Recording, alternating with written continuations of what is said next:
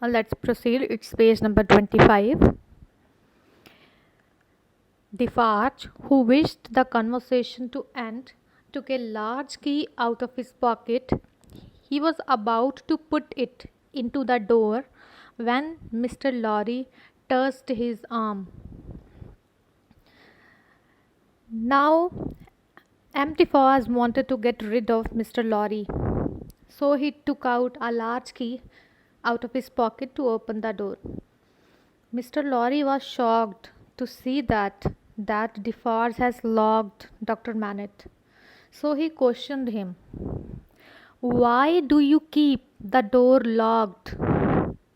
Amdiphas replied, because he lived so long in prison that he would go mad with fear if he were not locked up. Mr. Lorry said nothing and followed the large man into the dark room.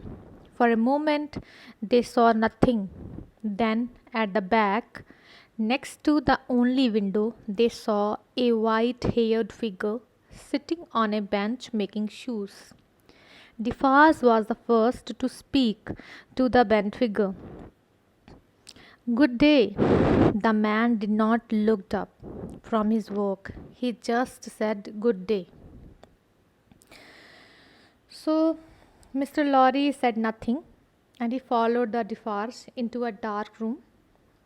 Firstly, they saw nothing, but after some time they noticed a white-haired figure sitting on a bench and making shoes.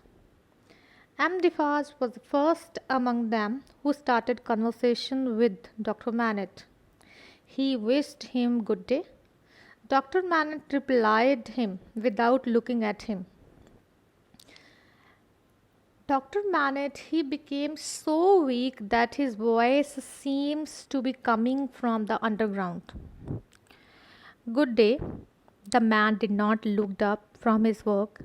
He just said good day. Still hard at work, I see. The white had lifted for a moment. Yes, I am working.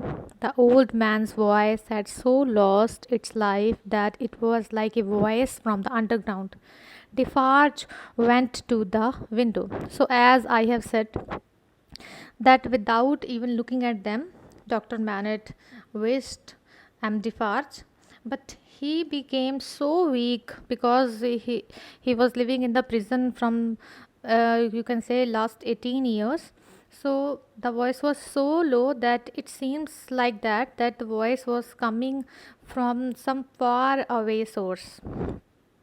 I want to let in more light. Is that all right? If you must. So Amdiphas he just went there near the window because he want to pull the ragged curtains slightly so that they can see Dr. Manette clearly.